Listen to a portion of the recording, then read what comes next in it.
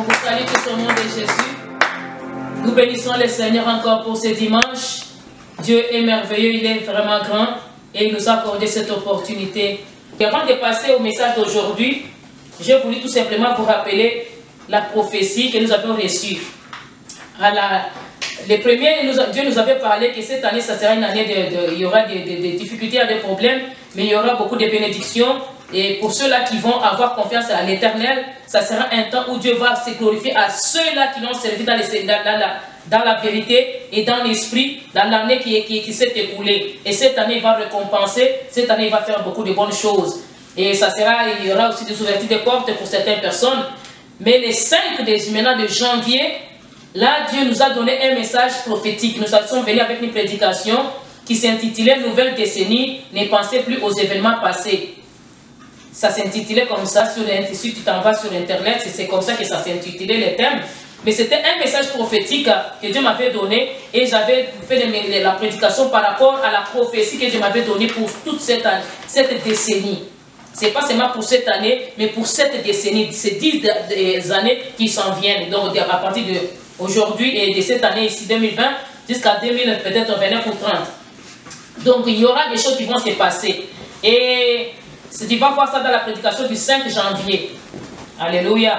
Le dimanche 5 janvier, c'est là que nous avions parlé de toutes ces choses. Donc faisons beaucoup plus attention et mettons cela en pratique. Commençons à observer parce qu'il y a beaucoup de choses qui vont venir. Ne soyons pas distraits, ne soyons pas emportés par n'importe quoi, mais soyons branchés dans le Seigneur. Amen. Et Dieu vous bénisse beaucoup. On va suivre maintenant notre prédication d'aujourd'hui. Je ne sais pas trop longue. Notre thème s'intitule « Vous n'êtes pas du monde ». Dites à ton voisin, tu n'es pas du monde. Vous n'êtes pas du monde. Nous sommes dans le livre des Jean, chapitre 17, les versets 6 à 9, puis les versets 11 et 12, 14 à 17, puis Matthieu 7, 24 à 27. Nous devons essayer de grandir. Nous devons grandir dans la foi. Nous devons aller plus loin dans la foi avec le Seigneur. Que Dieu agisse dans la foi, qu'il se manifeste, qu'il se glorifie dans la foi, qu'il opère dans notre foi. Ils l'ont reçu.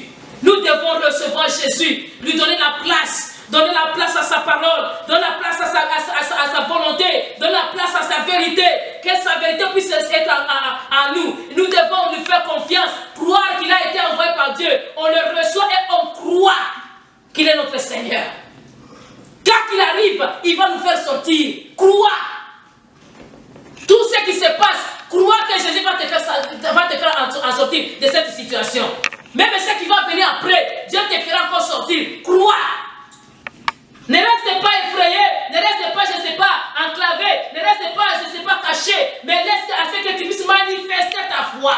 Que tu puisses croire que Jésus est ta providence, que Jésus est capable de pouvoir tous tes besoins. Il est capable de pouvoir, que Jésus agisse, qu'il se manifeste, qu'il se glorifie dans ta vie, que Jésus œuvre dans ton existence. Crois. La Bible déclare ceci. Celui qui écoute la parole de Dieu, il est comme un homme qui a bâti une maison sur le roc. Le vent est venu, les tempêtes sont venues, se sont bâtis sur la maison ne s'était pas écroulée. Mais celui qui attend la parole et ne met pas en pratique, il est comme une maison bâtie sur le sable. Quand le vent est venu, la tempête est venue, les pluies sont venues, ça s'est tombé sur cette maison, elle est tombée et sa ruine a été pire. Elle a été pire. Est-ce que toi tu écoutes la parole de Dieu, tu la mets en pratique? Écouter c'est bien beau. Mais mettre en pratique, c'est ce que Dieu attend de nous. Tout ce que Dieu attend de nous, c'est que nous puissions mettre en pratique sa parole. Que nous puissions mettre en pratique sa volonté. Que la parole de Dieu trouve la place dans notre cœur. Que la parole de Dieu puisse encore se développer en nous. Que la parole de Dieu devienne une vie en nous. Que la parole de Dieu ne devienne pas une simple parole. Que ça devienne une vie, une prière et une vie. Tu vis cette parole, tu pries cette parole, tu parles de cette parole, que ça devienne ta vie, ton mode de vie. Dans tout ce qui va venir, tu vas commencer seulement à les comparer avec les Écritures. Quand tu as la parole de Dieu, tout ce qui va venir, tu vas les comparer avec les Écritures et tu verras que ça concorde avec les Écritures. C'est une prophétie qui ne concorde pas avec les Écritures, c'est un prétexte bien aimé. Il est temps que nous puissions grandir et regarder tout se passe aux Écritures. Est-ce que ça répond aux Écritures? Alléluia. Alléluia. Ah, on va faire ceci, on va faire les vaccins. Il faut. Est-ce que ça répond? Je ne dis pas que le vaccin est mauvais. Mais quand il y a des signaux, laissez de si tu pars. Et tu sais de quoi je parle. Ce n'est pas question de courir. Ah non, je vais aller. Bien aimé, tu vas aller avoir ce qu'on ne peut pas avoir. Il y a des mauvais coups qui se préparent. Il y a des mauvaises choses qui se préparent. Si Dieu te parle, tu seras averti, pas seulement avec la parole écrite, même avec la parole inspirée, même avec la révélation, même avec la prophétie, même avec des visions, même avec des songes. Dieu va te parler. Il va te parler. Dans ce siècle-ci, dans cette décennie, dans cette année, il est parti, les péchés vont s'accroître. Et les gens vont venir chercher la vie facile. Les gens vont chercher à gagner facilement. Malhonnêtement, ils vont faire tout. Ils vont se dire que tous les coups sont permis. Ils vont se permettre de faire n'importe quoi pour seulement gagner. Pour seulement avoir. Dieu m'avait fait voir une vision cette nuit. Il m'a montré qu'il y avait un servant de Dieu qui priait, qui servait le Seigneur avec fervence. C'était un servant qui servait pour défendre le Seigneur.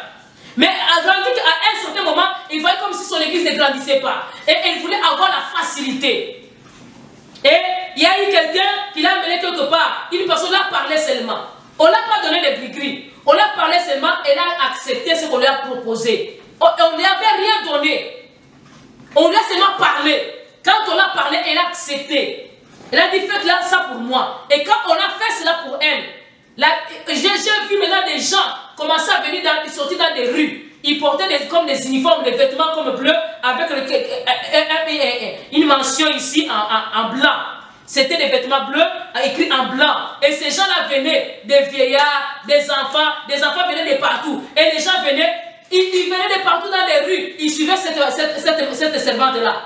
Et là, il y a beaucoup de gens, à tel point qu'elle-même commençait même à voir que c'était tellement beaucoup de gens qu'on amenait même des enfants sales, des enfants qui étaient sales, des gens qui n'avaient pas de forme. Mais maintenant, les parents envoyaient ces enfants-là, c'était comme des pauvres. On les envoyait parce qu'elle donnait maintenant de l'argent, et donnait maintenant des biens aux gens, et commençait à donner des dons. Dans cette période ici, dans cette décennie, il y aura une crise. Et dans cette crise-là, il y aura aussi la pauvreté, la famille va arriver. Il y aura aussi des gens qui sont riches qui vont devenir très riches. Des pauvres vont devenir très pauvres. Et les pauvres vont commencer à aller mendier chez les riches. Et à tel point que les riches risquent d'acheter les pauvres et de les vendre. De les vendre comment? Donc de les exploiter spirituellement dans de mauvais côtés. On te donne des choses, mais tu sais que tu t'en vas en faire. Seulement, on leur a proposé quelque chose. Et là, seulement accepté par la parole. On ne lui avait rien donné, mis dans le corps. On l'a donné seulement une parole. Es-tu d'accord? Ok. On le fait. Ok. Ils ont fait un accord et c'était fini. Dans cette décennie, il y aura des gens qui vont perdre même leur ministère. Encore. Mais là, j'avais peur de ça. Je disais, Seigneur, c'est quoi? Je ne veux même pas que ces choses comme ça m'arrivent. Dieu me dit que ce sont des choses qui s'en viennent. Les gens vont même revendre leur ministère pour de l'argent. Pour avoir des fanatismes, pour avoir la majorité, le succès, et avoir gagner le terrain, gagner la popularité, avoir le succès et l'argent. À cause de ça, les gens vont me laisser pour aller céder à ces gens-là. Et on va leur donner des marques, non pas seulement physiques comme ça, des marques spirituelles. Quand tu acceptes, quand vous acceptez Jésus, est-ce qu'il y a une marque sur vous? Rien. On accepte par la parole seulement. On accepte par la foi, par la prière de l'acceptation. Aussi, accepter les mauvaises choses aussi, ça sera aussi par la foi. Par la parole seulement. Tu dis ton oui, que ton oui soit un oui et que ton non soit un non. Bien aimé, sachons dire non aux mauvaises choses. On te promet de mauvaises choses, ne regardez pas si c'est bien beau. Regarde, consulte d'abord Dieu. Est-ce que ça vient de toi? S'il faut perdre de l'argent pour que tu puisses gagner ton âme, il faut que tu acceptes. On s'est parlé avec un pasteur, il me disait que non, et s'il y a des vaccins, c'est comme si c'est l'antichrist qui commence déjà son œuvre, tout ça. Mais on n'a pas le choix, pasteur, on va accepter ces vaccins. J'ai dit non, je n'accepterai pas. C'est le temps d'afficher ma foi. S'il faut me tuer, on me tue. Il me dit, mais tu préparais un voyage. Et si pour voyager, ça va être une condition. Je dis, je vais perdre ces billets, je m'en fous. Mais je dois garder ma foi. J'ai déjà voyagé assez pour l'évangile. Si maintenant ça devient conditionnel, je vais rester ici, attendre l'enlèvement.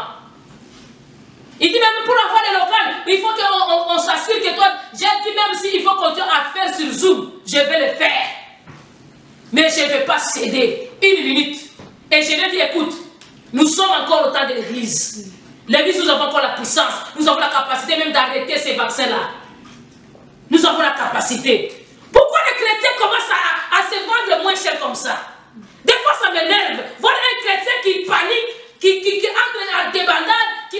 Oh, bah, voilà, les gars, oh, panzani, penzako. Un chrétien, il cède comme ça. Il se laisse tomber face aux exigences, à l'imposition. Mais tu es chrétien ou bien tu n'es pas? Tu es ou bien tu n'es pas? Et alors, les enfants pour étudier, j'ai dit, on va faire l'école maison maintenant. Alléluia. On sait à l'université, j'ai dit, il y a possibilité de faire l'école maison. Alléluia. Les temps de l'église peut encore s'imposer. Est-ce que vous pensez que tout le monde ne va accepter? Même il y a d'autres gens qui ne sont même pas des croyants, qui ont des doctrines bizarres, mais qui ne vont pas accepter. Maintenant, toi, chrétien, tu acceptes. Regarde maintenant la foi des chrétiens d'aujourd'hui. Parce qu'on met la pression. On va mettre la pression. Mais la pression ne peut pas dépasser notre foi. Et puis, aucune tentation ne pourra passer, ne pourra aller au-delà de ta foi. Les tentations vont venir, la pression qu'on peut le faire, on peut le faire. Mais tant que l'église est encore là, nous avons encore le pouvoir de maîtriser. Nous avons encore le pouvoir de prier et les choses vont changer. Nous avons encore le pouvoir. Pourquoi pas prier contre seulement des médicaments, mais que toi tu puisses seulement qu'on puisse trouver les vaccins. Alléluia. Pourquoi seulement regarder le côté positif et négatif et appuyer les négatifs? Pourquoi pas changer les négatifs au positif? Vous savez, un intercesseur, moi c'est qu'on m'avait appris dans l'intercession, on a dit, un intercesseur, c'est quelqu'un qui peut arrêter la main de Dieu pour ne pas frapper. Qui peut dire à Dieu, non, non, non, Seigneur, ne frappe pas. Et Dieu ne va pas frapper. Pourquoi? Moïse, Dieu lui avait dit ceci, quand les enfants d'Israël ont fait un veau d'or. Les enfants d'Israël, ils ont fait un veau d'or. Moïse est venu avec les tablettes, il les avait même brisées par la colère. Et Dieu a dit que maintenant je vais frapper. Ces gens ici se sont moqués de moi. Je vais essayer de s'exterminer. Moïse, par toi, je vais susciter une autre génération. Je vais susciter un autre monde à partir de toi. Dieu a dit que non. Maintenant, les Égyptiens, là, ils vont se moquer de nous. Ils vont dire qu'il les avait amenés dans le désert pour les tuer. Il n'était pas capable de les faire arriver là où ils avaient dit qu'il va les amener. Seigneur, ne le fait pas ça. Il a arrêté la main de Dieu pour ne pas frapper. Dieu était déjà fâché. Il allait frapper comme au temps de Noé. Pourtant, au temps de Noé, Dieu s'était repenti de ne plus jamais tuer l'homme. Mais à cause de la colère encore de Dieu, Dieu voulait encore exterminer. Mais à cause de la prière de qui? De Moïse. Dieu a intervenu. Dieu a fait quelque chose. Dieu a arrêté la colère. Comme la grâce est encore là, l'église est encore là, elle n'est pas encore enlevée, elle n'est pas encore partie auprès du maître, auprès du Seigneur. C'est que tout ce que l'église va demander, l'église c'est l'épouse de Jésus. Nous avons vu l'épouse prépare-toi à la rencontre de ton époux. Ce que l'épouse demande à son mari le lui donne. Un vrai mari. Si la femme demande une chose légitime, le mari ne peut pas le refuser. Si je demande à Abraham quelque chose, il ne peut pas me refuser. Alléluia.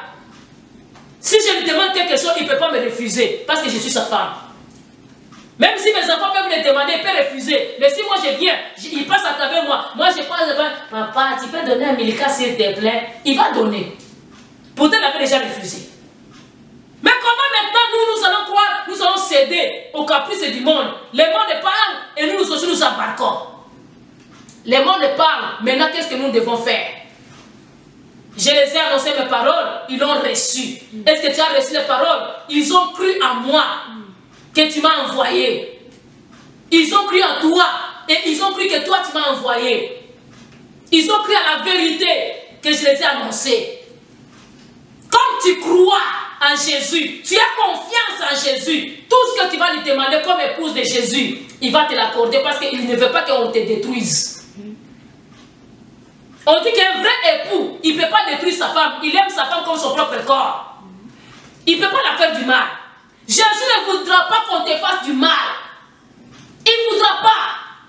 Tu es dans ce monde ici, mais tu n'es pas de ce monde. Nous sommes ici présentement, mais sachant que nous ne sommes pas de ce monde. Nous avons une cité. Dis à ton voisin, nous avons une cité. Nous avons une cité. Notre cité céleste, ça existe.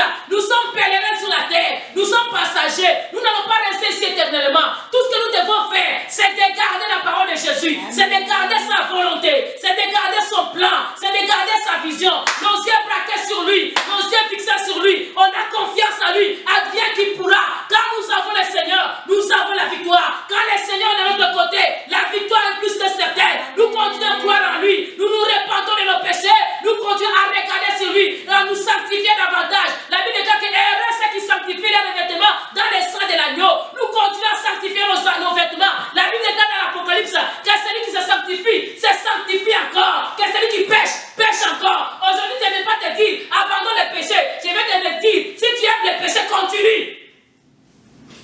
Mais si tu veux le ciel, sanctifie-toi davantage. Tu as l'habilité de te sanctifier, sanctifie-toi, arrange ta vie, enlève les vêtements sales, enlève les mauvaises œuvres, les mauvais caractères, enlève les mauvaises habitudes, enlève les mauvaises choses qui étaient en toi. Continue à te sanctifier, jour après jour, à approcher le Seigneur, jour après jour. Quand il reviendra, il viendra comme un voleur.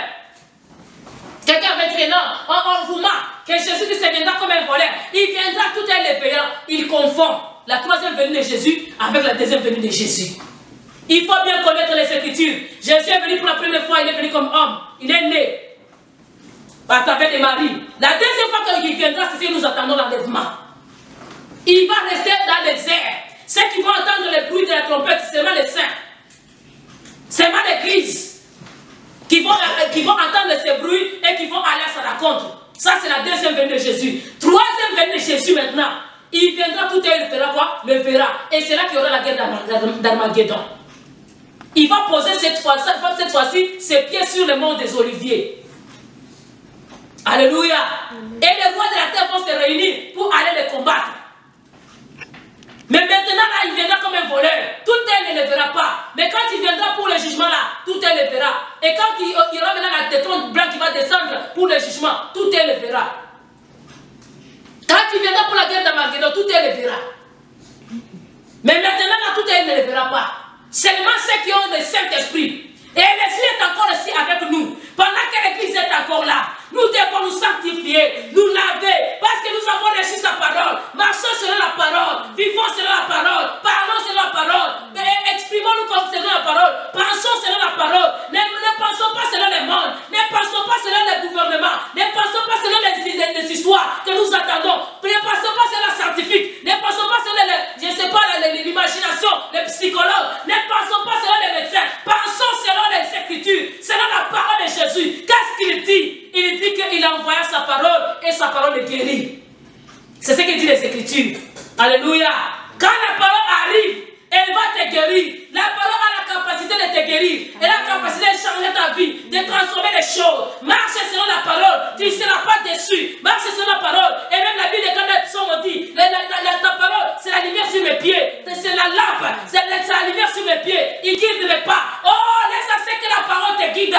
Que la parole te conduise. Que la parole t'éclaire. Que la parole te parle. Que la parole te révèle. Que la parole t'inspire. Que la parole te remplisse. Que tu sois rempli de la parole. Sois rempli de la parole. Quand la parole est à toi, tu es comme un fou. Pendant que les autres partent à gauche, toi tu pars à droite. Parce que la parole t'a dit d'aller à droite. Pendant que le démon ne croit pas, toi tu crois. Parce que tu as la parole avec toi. Pendant que les gens disent que non, il faut ceci. Toi tu dis que la parole te dit le sang de Jésus me suffit. Amen. La parole. La parole. Laisse ce que la parole nous remplisse. Amen. Pendant ce temps, tu manges plus la parole. Écoute plus les prédications. Écoute plus la parole de Dieu. Lis plus la parole de Dieu. Et expérimente plus la parole de Dieu. Tu vas grandir d'une façon extraordinaire. Dieu nous a dit c'est le temps de la maturité. Laisse à ce que tu grandisses à travers de la parole. La parole, c'est notre nourriture. Un enfant grandit s'il mange bien. S'il ne mange pas, il va avoir le couache au corps. Il ne va pas bien grandir, il peut même mourir. Qu'est-ce que toi tu manges? Est-ce que tu manges la parole de Dieu? Est-ce que la parole de Dieu est avec toi? Laisse à ce que la parole soit en abondance au-dedans de toi. Que la parole puisse être ta nourriture de tous les jours. Vis selon la parole. Marche selon la parole. Exprime-toi selon la parole. Et expérimente la parole. Que la parole soit ton partage de tous les jours. Que la parole trouve place dans ton cœur. La parole de Dieu, laisse à ce qu'elle puisse t'éclairer. La parole de Dieu, qu'elle soit une nourriture pour toi. Elle est du lait pour ceux qui sont faibles. Elle est aussi miel. La parole de Dieu est épée qui peut couper l'ennemi. La parole de Dieu, elle est aussi la puissance qui peut nous réconforter. La parole de Dieu, elle est encore une couverture pour nous. La parole de Dieu, elle peut faire de grandes choses avec notre existence. La parole. Amen. C'est une nourriture. Ça peut être ton foufou, ça peut être ta viande. La parole. Les protéines pour toi, dans ta vie spirituelle, pour ta santé spirituelle. La force pour toi, l'énergie pour toi. C'est un couteau, c'est une épée. Elle peut couper tes ennemis. Elle peut couper les traits enflammés du malin. La parole. Si la parole est en abondance à toi, tu as la force et tu as la capacité. Sois fort. Sois fort. Enrichis-toi de la parole de Dieu. En ayant la parole de Dieu en abondance à toi, tu vas même commencer à sentir ce que Dieu sent. Tu vas te connecter avec le Seigneur et tu vas commencer à expérimenter sa grandeur. En ayant la parole en abondance à toi, tu vas commencer à sentir s'il est triste, à sentir s'il y a des choses tristes qui arrivent, tu vas commencer à sentir. L'immoralité va s'accroître, la sorcellerie va s'accroître, toutes ces mauvaises choses-là vont s'accroître. Mais qu'est-ce que toi tu feras de ta foi? Sois du côté de Jésus. Marche avec Jésus. Beaucoup de gens vont céder pour des positions, pour des postes de travail. Et ça fait quoi? Dieu il connaît, il va me pardonner. La grâce est encore là, je vais demander pardon. Bien aimé, si Dieu t'a déjà révélé quelque chose de mauvais, ne le fais pas.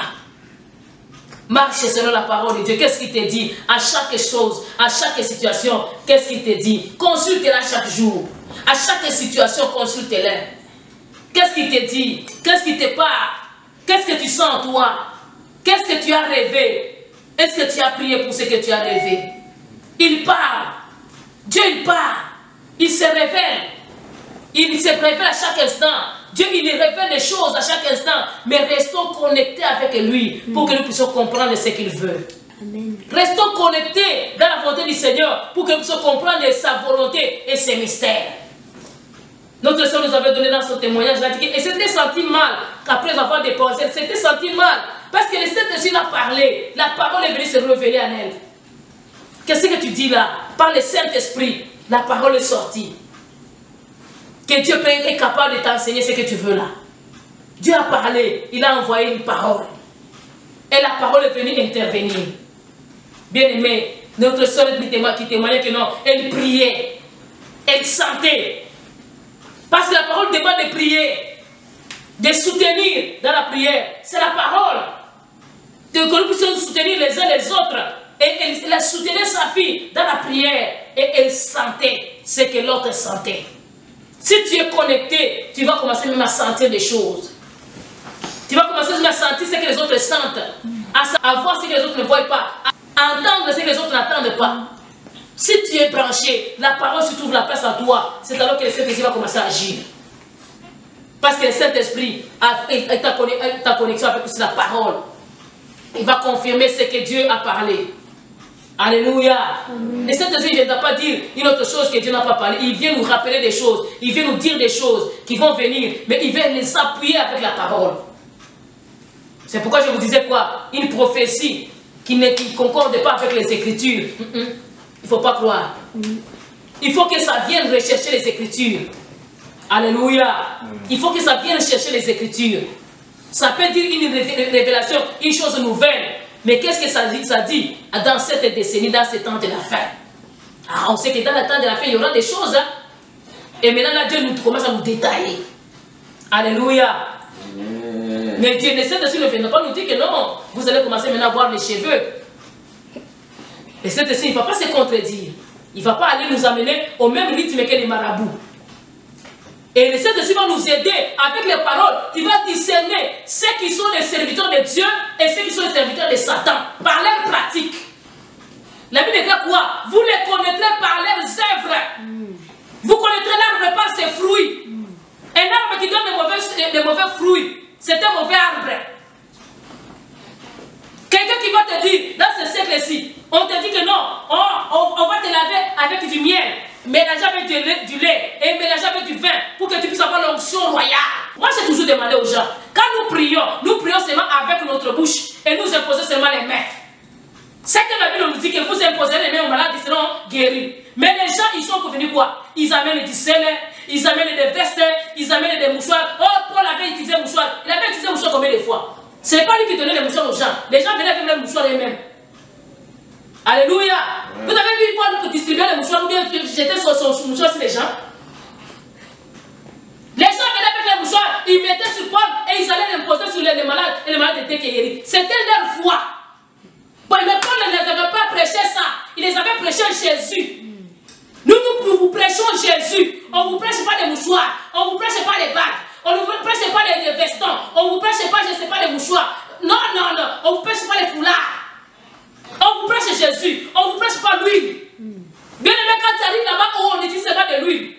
Beaucoup aujourd'hui, c'est depuis mon courant. Quand tu arrives là, on insiste avec de l'huile. Oh, il faut seulement de l'huile. Amenez de l'huile d'olive. Faites attention. Moi, quand j'arrive quelque part, on utilise de l'huile. Je pars pour ne plus revenir. Allô?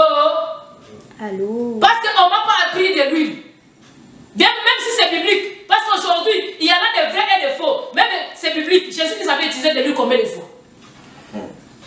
Il a dit que allez faire de toutes les nations mes disciples. Vous les baptiserez au nom du Père, du Fils et de vous les imposerez les mêmes malades, ils seront guéris. Dans Marc chapitre 16, verset 16 jusqu'à 17. Vous les imposerez les mains.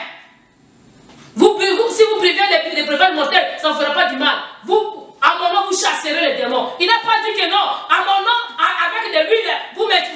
Non. Il a dit à mon nom. C'est au nom de Jésus qu'on chasse les démons. Au nom de Jésus qu'on guérit les malades. La parole. Est-ce que tu as reçu la parole ou bien toi tu as reçu le miracle? Si toi tu aimes les miracles, tu vas voir toutes sortes de choses. Il y en a des gens qui ont cru au miracle et qui ont cru seulement aux prophéties. Les prophéties sont souvent mauvais. Mais il ne faut pas que ce soit seulement ta foi fondée. Parce qu'il y en a aussi des vrais et des faux. Si tu ne sais pas discerner, tu vas tomber dans les panneaux. C'est pas mauvais. Les gens, je commence à prophétiser chaque jour là. Je vous dis, faites une ligne, je vais prophétiser. Vous allez voir comment les gens vont venir à l'église. Ils aiment la prophétie, pourtant la Bible c'est la grande prophétie. Je ne dis pas c'est mauvais la prophétie, moi-même je prophétise. Mais si tu n'as pas le discernement, tu n'as pas la parole, tu vas discerner comment? Alléluia. Autrefois, quand nous grandissions, on voyait les charlatans partout dans les rues. Ils s'asseyaient, ils faisaient des choses. Ils lisaient sur les mains des gens, ils attiraient les gens dans des petits coins qui venaient, voyaient une maison en paille là-bas, les gens allaient entrer comme ça en se courbant pour entrer dans cette petite maisonnette-là, pour aller consulter. Tous ces gens-là, aujourd'hui, on ne les voit plus. Ils sont partis où? Ils ont changé d'identité. D'autres sont devenus, oh, moi je suis devenu prophète. Mais il est quoi? Il est marabout. Il est charlatan. Il est voyant. Il vient maintenant avec du sel, va te laver avec ça, ça va enlever la malédiction. Qui t'a dit que le sel va enlever la malédiction? Les sels et seulement les sels là. Selon toi-même, c'est dans la chair, les sels, ça va t'amener à enlever la malédiction. Allô? Allô? Non, voilà, toi, tu as la malédiction. On a suivi l'enseignement sur la malédiction. Tu ne donnes pas ta dîme, tu es maudit. Tu as été maudit par tes parents, tu es maudit. Tu as volé les choses des gens, ils t'ont lancé des sorts, ça va t'atteindre, tu es maudit. Tu as été chez les féticheurs, tu as seulement consulté un voyant, tu es déjà maudit. Quand tu connais déjà tout ça, maintenant tu dis que je n'aimerais pas. On prie pour toi, on chasse les démons. Tu continues à faire des prières, je renonce à ce que j'avais pris, je renonce, c'est tout. Mais tu dois, maintenant toi là, on te dit maintenant une nouvelle technique. On te voit malédiction pleine. C'est pourquoi tu ne mets pas au monde. Il faut maintenant quoi? Il faut maintenant ces sels ici. Prends les sels, tu vas mettre dans l'eau, tu vas te laver. Et moi je vais te laver même avec les feuilles. on va te laver. Un soi-disant serviteur de Dieu, il va te laver. Lui, il est homme et toi, tu es femme. Il va te laver comment d'abord? Même si vous êtes femme, à l'église, on parle laver les gens avec les sels, avec de l'eau. Nous venons nous sanctifier avec le sang de Jésus, dit. Lave-toi avec le sang de Jésus, purifie-toi avec le sang de Jésus. On commence à la délivrance, on commence la prière de nous laver par le sang de Jésus. Après, maintenant, on évoque le feu. Amen. Que Saint-Esprit prenne le contrôle. Mais vous amenez de l'eau à l'église. Vous commencez à laver des gens. Comme nous avons la salle de bain dans notre église, déjà c'est déjà un bon terrain pour nettoyer. Alléluia. J'ai vu, je vous avais parlé autrefois, j'ai vu dans une église, on amène des bouteilles de l'eau. On vend les bouteilles de l'eau, on vend aussi les bouteilles d'huile. Chacun amène sa bouteille d'huile, des petites huiles comme ça. Oui, oh, huile d'olive pure. Huile d'olive pure. Donc tu dis, ah, ça c'est l'huile de Nigeria, ça c'est l'huile d'Israël. Ah, c'est de l'huile seulement. Amen. Et les pasteurs, ils ont commencé à s'enrichir avec ça. Donc même des calendriers. Avec ma grande photo là. J'ai dit que j'ai déjà prié pour ça. Quand il y a cette photo dans ta maison, ça chasse les démons. Des polos. On a déjà dessiné la servante de Dieu. Allez, une grande jeune qui vit là devant. Quand tu es malade, porte. Quand tu as rendez-vous pour le travail, porte ça. Ça t'a mis une chance. Il y a un examen, porte. Et les gens partent comme ça. Dans cette décennie, on va avoir de toutes les couleurs. C'était écrit dans quel verset? J'ai vu une église là-bas à Uganda, à Kampala, une église qui s'appelle synagogue. Vous connaissez ces synagogues-là. Vous qui allez voir les trucs là, les messieurs qui avaient parlé que le 27 de mars, la maladie va partir. Ces messieurs-là, son église, ça s'appelle aussi synagogue. Dans cette église-là, il y a une source. On dit que cette source-ci, c'est la source d'eau vive. Les gens viennent avec les bidons. Ils vont puiser de l'eau là-bas. Maintenant, le pasteur va prier pour cette eau-là. Il dit que si tu es malade, un peu seulement comme avec Covid comme ça, et ils ont déjà la cure. Tu bois seulement, maladie partie. Et on va les polos, on va aussi de l'eau. Le pasteur prie, tu mets l'offrande pour de l'eau là. Parce que c'est de la source d'eau vive. Et à Kinshasa, j'avais vu une église. Le pasteur, il vend de l'eau. Vous amenez votre bouteille d'eau, il ouvre, il crache dedans. Vous partez avec. Il dit que tous nos liquides dans nos corps, c'est de notre onction. Tout liquide de notre corps. Quand je prêche comme ça, quand j'ai transpiré, tu viens m'essuyer, tu pars avec ça, tu as déjà l'onction. Et maintenant, à la fin du culte, le pasteur déjà crié là-bas, papa, allez, là, il a chié maintenant, tu amènes la bouteille, il ouvre. D'abord, tu achètes cette eau là-bas à l'église. Cette eau-là, si c'est des petites bouteilles d'eau vive là. La petite bouteille là, si on la vendait combien, vous vous rendez compte là-bas, la vie est chère. Mais ils vendent de l'eau là. Ils amènent des paquets, chaque dimanche ça part. Quel commerce, papa? J'avais vu notre servante qui vendait des calendriers, c'était pour cette année ici. Il dit, allez, reçois l'onction, tu vas acheter des terrains. Maintenant des terrains avec le Covid. Parlons d'abord de la santé. Alléluia. Il vendait maintenant, allez, tu vas acheter, toi tu vas voyager, toi tu vas... À chaque personne, il prononçait quelque chose. Et les gens, ils ont fait des films. Les gens ont acheté, ils ont acheté. La parole de Dieu, elle est où maintenant?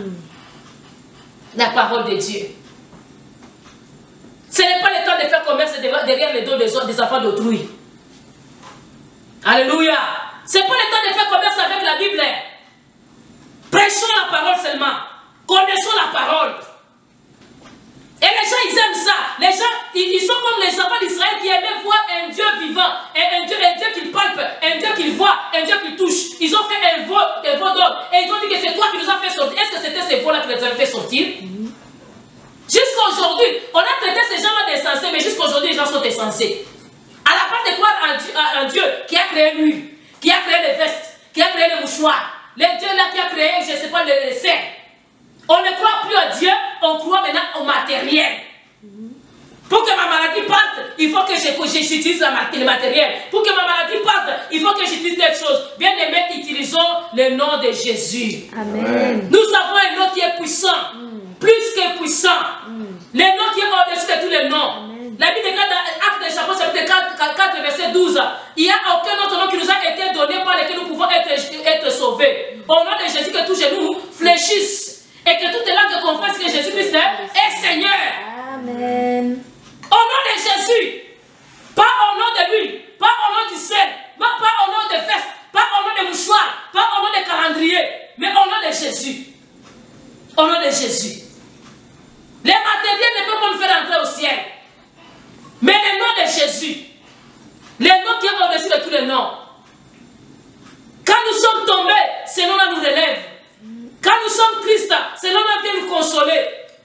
Quand nous sommes abattus, il vient nous fortifier. Quand nous sommes désemparés, il vient nous orienter. Le nom de Jésus. Faisons confiance à ce nom de Jésus. Ayons la parole en abondance à nous. L'apôtre Paul, il parle à Timothée, il dit, garde les dépôts de la parole qui est en toi. Gardons les dépôts de la parole à nous. Amen. Que la parole se multiplie et que nous puissions garder cette parole à nous.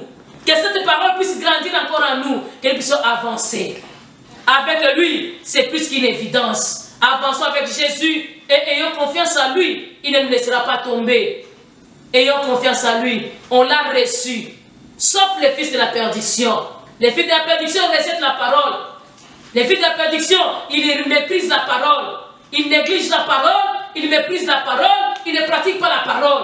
Mais l'enfant légitime de Dieu, un vrai disciple de Jésus, il écoute la parole et la met en pratique. Il croit à la parole et il prie en fonction de la parole. Il fait confiance à la parole. Il sait que la parole c'est un boussole, ça va l'orienter. Ayons confiance au Seigneur. Jésus-Christ dit que c'est sur la parole de vie. C'est Pierre qui avait dit où irons-nous? C'est toi qui as les paroles de vie. Jésus-Christ a les paroles de vie en lui. Ayons confiance en lui et nous allons avoir la vie éternelle. Amen. Dès ça, c'est que Dieu nous bénisse au nom de Jésus.